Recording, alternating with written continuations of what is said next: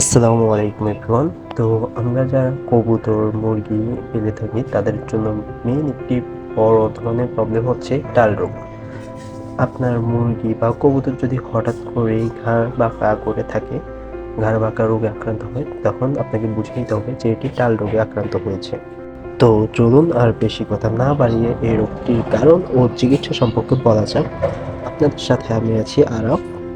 সাধারণত মুরগির ডাল রোগ মুরগি বা কবুতরের ডাল রোগ হয়ে থাকে ভিটামিন ই এর অভাবে। আপনার মুরগি বা কবুতরের শরীরে যদি ভিটামিন ই এর অভাব দেখা দেয়, তখন গিয়ে এই ডাল রোগটি দেখা দিতে পারে। তাছাড়াও ভিটামিন ই এর অভাব ছাড়াও ভাইরাস রোগে আক্রান্ত হলে তখনও গিয়ে এই ডাল রোগটি দেখা দিতে পারে।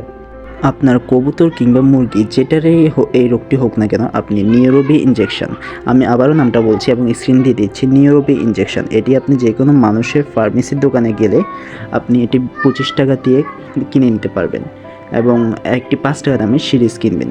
কিনে আপনি 0.5 মিলি, এর বেশি না, 0.5 মিলি করে আপনি মুরগির বুকের মাংসে কিংবা পায়ের মাংসপেশির মধ্যে আপনি এটি পুশ করবেন।